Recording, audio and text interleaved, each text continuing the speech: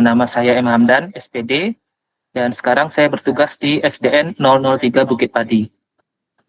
SDN 003 Bukit Padi itu berlokasi di Kepulauan Anambas dan tepatnya di Kecamatan Cimaja Timur. Oke, Pak, lanjut. Nah, ini merupakan profil sekolah saya. Seperti namanya, Bukit Padi ini eh, utamanya penduduknya berasal dari transmigrasi atau dari orang Jawa, dan orang tua dari murid ini kebanyakan petani. Di sini saya memiliki microsite juga tentang profil SDN 00 Bukit Padi. Bisa di-scan atau diakses situsnya. Lanjut, Pak. Nah, sekolah kami juga dikelilingi oleh pohon, hutan, tapi untuk akses jalanan sudah lebih baik dan akses internet juga sudah lumayan. Dilanjut. Nah, tujuan saya praktik baik ini, pertama, diharapkan peserta didik dapat lebih aktif terlibat dalam proses belajar, memperdalam pemahaman konsep, mengembangkan keterampilan berpikir kritis dan kreatif, serta meningkatkan motivasi belajar.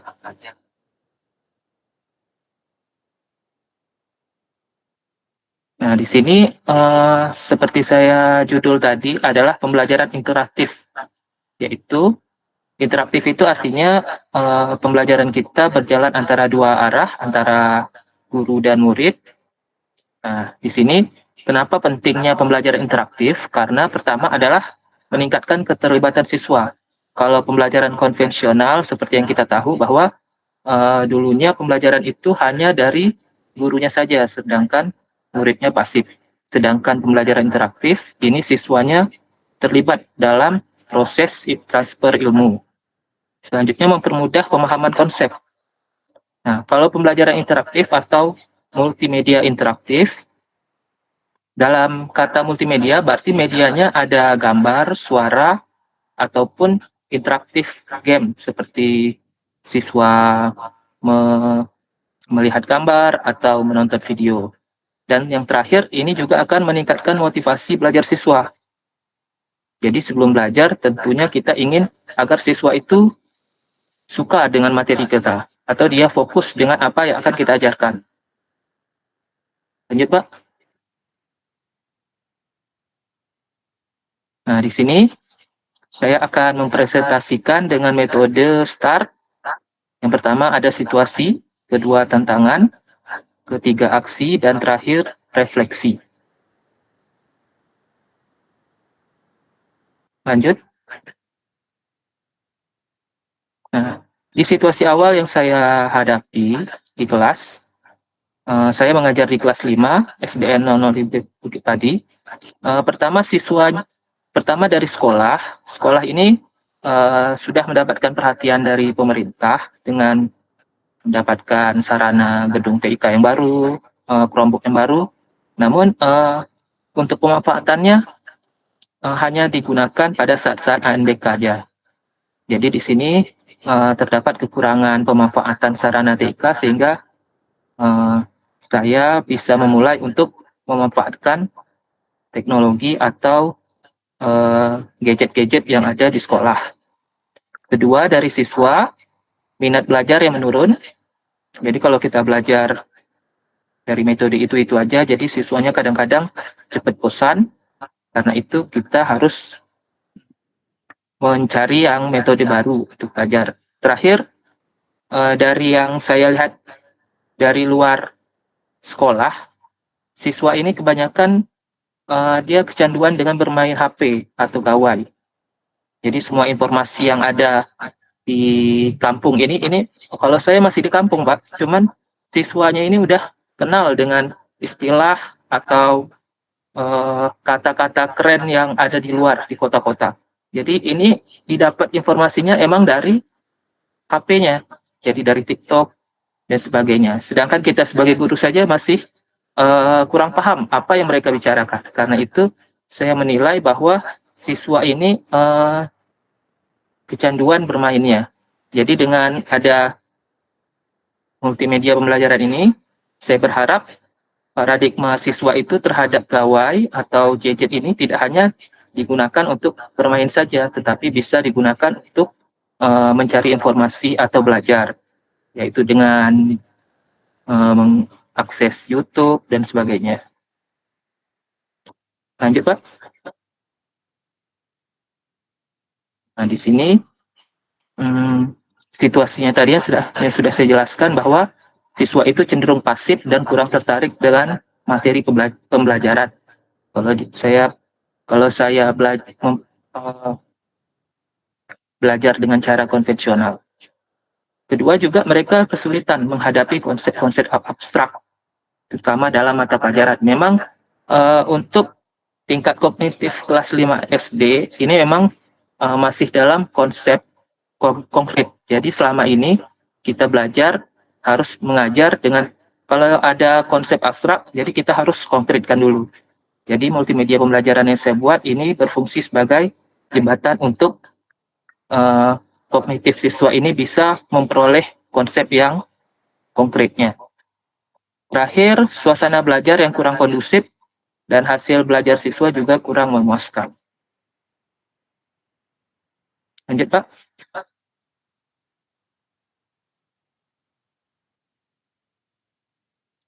Selanjutnya, setelah situasi ada T, yaitu tantangan. Tantangan yang saya hadapi pada situasi tadi adalah bagaimana cara saya supaya bisa membuat anak itu pertama motivasi belajarnya naik, atau bagaimana dia kalau kita mempelajari sesuatu dia itu suka. Caranya adalah dengan membuat pembelajaran itu lebih interaktif sehingga siswa itu bisa mengklik sendiri jawabannya, bisa mencari sendiri materinya. Jadi dia tidak merasa dia dijejali oleh ilmunya, tetapi dia sendiri yang mencari ilmunya. Selanjutnya, saya juga ingin memastikan bahwa semua siswa dapat terlibat aktif dalam proses pembelajaran. Oke, Pak? Dan yang tahap ketiga yaitu aksi. Aksi yang saya lakukan adalah seperti judul, saya memilih platform yang bernama Genially. Genially ini adalah platform digital atau situs online yang bernama Genially. Genially ini berfungsi untuk mendesain materi pembelajaran yang interaktif. Ketiga, menerapkan pembelajaran interaktif. Dan terakhir, menggunakan berbagai fitur Genially, quiz, game, dan animasi. Jadi aksi yang saya lakukan adalah setelah saya mengetahui tentang Genially, saya belajar bagaimana cara membuat Genially. Lanjut, Pak. Nah, untuk mungkin ada Bapak Ibu yang masih kurang familiar dengan apa itu Genially, saya juga menyebutnya juga masih kurang paham juga Genially itu apa. Jadi sekarang mari kita belajar sama-sama secara singkat saja.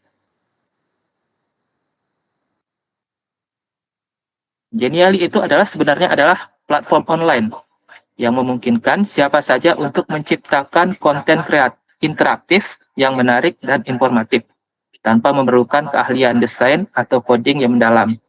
Nah, seperti bapak-bapak yang lain juga, ini merupakan jenis multimedia pembelajaran. Kalau bapak yang sebelumnya ada yang menggunakan Canva, ada yang menggunakan Story. Nah, di sini saya menggunakan Genially. Genially ini sama juga dengan aplikasi, cuman kita tidak perlu memiliki background coding atau keahlian mendesain. Jadi, semua kontennya udah disiapkan, kita tinggal mengedit, atau kalau mau buat pun sudah didesain dengan rapi dan mudah dipelajari. Lanjut, Pak. Nah, ini merupakan home dari Genially. Bapak Ibu bisa login dengan email belajar ID. Di sini dari email saya. Nah, di sini bisa kita lihat bahwa udah ada template-templatenya. Template dari presentasi bisa, template dari pelajaran lain juga bisa. Dan bagusnya Geniali ini dia juga update. Jadi di sini bulan Oktober, jadi biasanya kita kan ada Halloween di luar sana. Di luar sana ada Halloween, jadi ada update tentang template Halloween. Ini bisa kita gunakan juga.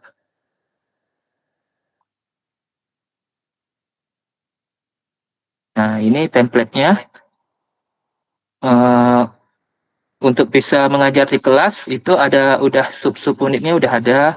Untuk IPS, untuk geografi juga ada pembelajarannya. Jadi tinggal kita cari saja templatenya.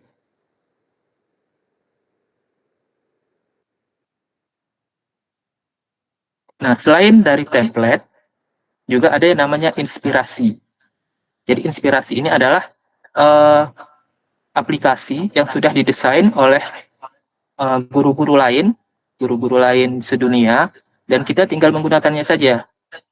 Jadi seperti di sini ada game interaktif untuk bagaimana meletakkan organ-organ tubuh pada manusia yang di baris kedua nomor nomor dua. Nah itu jadi siswanya itu tinggal bisa menggerakkan saja kursornya di mana dia mau meletakkan organnya.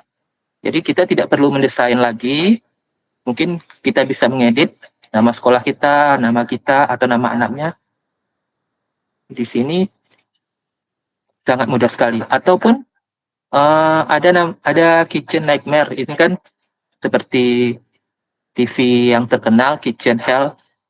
Nah, jadi ini siswa bisa merasakan bagaimana dia belajar tentang masak-masak. Lanjut, Pak. Nah, ini kalau kalau kita mau membuat dari awal juga bisa, dari kosong.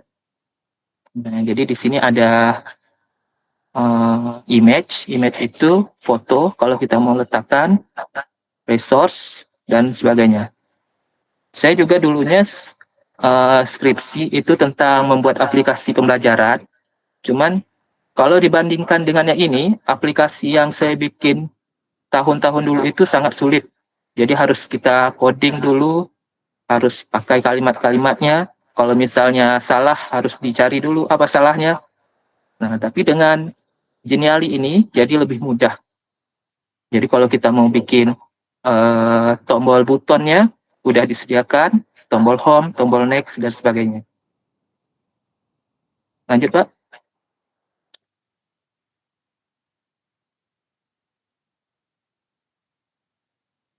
Nah, dan untuk publikasinya juga sudah dilakukan secara online, jadi tidak perlu hosting hosting ke situs lainnya. Jadi sudah disediakan. Jadi itu mempermudah juga. Jadi dengan itu siswa bisa membuka dari HP atau dari laptopnya atau dari Chromebook. Ini merupakan contoh salah satu desain saya, aplikasinya. Nah, di sini ada tujuan pembelajaran, materi, video, latihan, asesmen, dan referensi. Seperti Bapak yang lainnya juga di sini siswa bisa mengklik sendiri. Jadi kita tidak memulai dari tujuan, dari materi, itu memang langkah-langkah pembelajaran kita. Tapi kalau siswa secara bebas ingin langsung ke materi, ya dia klik materinya juga nggak apa-apa. Atau dia mau nonton video dulu, ya dia klik video dulu. Jadi di sini siswa memiliki kebebasan dalam mempelajari sesuatu. Jadi itu menurut saya memberikan dampak positif bagi siswa. Jadi dia tidak seperti dijejali dalam mempelajari sesuatu. Lanjut, Pak. Nah, ini kesimpulannya tadi. Saya mengatasi tantangan tadi dengan menggunakan platform Geniali. Karena di Geniali ini kita bisa menggunakan presentasi, kuis, game, dan animasi. Jadi tidak hanya kita bisa membuat aplikasi, tapi membuat presentasi juga bisa. Oh, ya lanjut, Pak.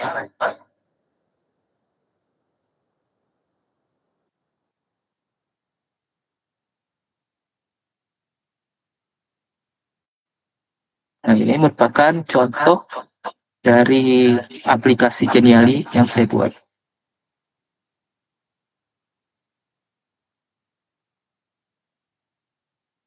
Langsung klik next saja, Pak.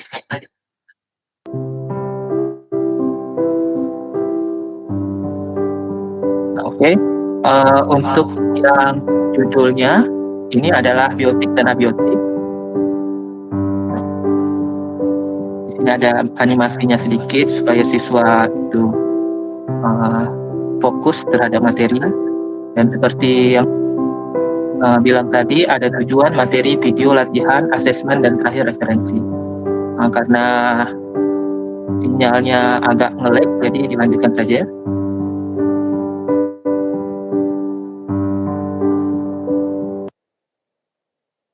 Nah, terakhir sampai ke bagian akhir, yaitu hasil dan refleksi.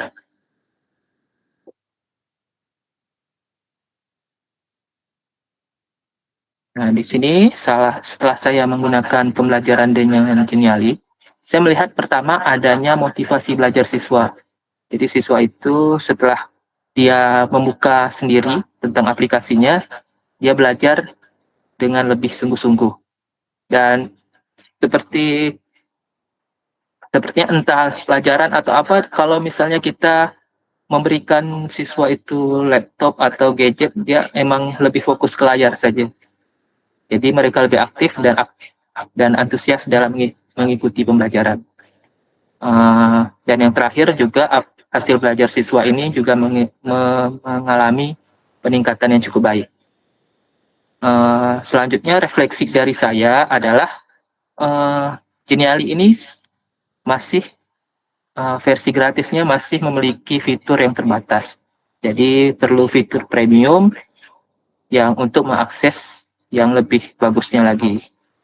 Untuk itu saya mengharapkan dari berbagai pihak agar guru-guru ini bisa mengakses fitur premiumnya dengan gratis.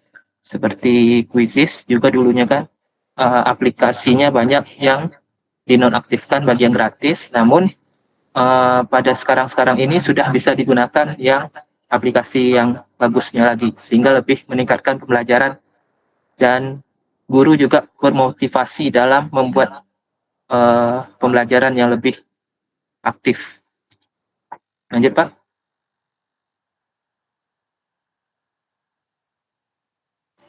Ini merupakan contoh dari kelas saya. Di kelas saya memang siswanya cuma ada 6, meskipun sekolah kami ada 90, tapi cuma kelas 5 yang ada 6 orang. Nah, di sini saya bisa dengan lebih mudah bereksperimen bagaimana siswa ini mempelajari tentang aplikasi ini.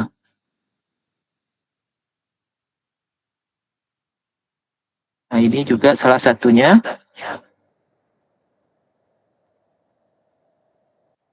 Nah, kesimpulannya terakhir, menurut saya, menurut pengalaman saya, bahwa Geniali ini merupakan alat yang sangat efektif untuk meningkatkan kualitas pembelajaran kita, membuat pembelajaran lebih menarik, interaktif, dan berpusat pada siswa. Oleh karena itu, saya berharap juga sebelum saya mengenal Geniali ini, saya masih tentang Canva atau Quizizz. Nah, dan saya malas juga untuk mempelajari aplikasi lain. Tapi karena dengan tahu tentang Geniali ini, saya jadi bisa lebih tahu tentang bagaimana membuat pembelajaran yang lebih baik lagi.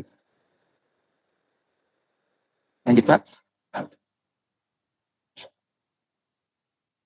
Oke, kesimpulan terakhir bahwa Geniali merupakan alat yang efektif untuk meningkatkan kualitas pembelajaran dan pentingnya terus berinovasi dalam pelajaran. Demikianlah praktik baik saya.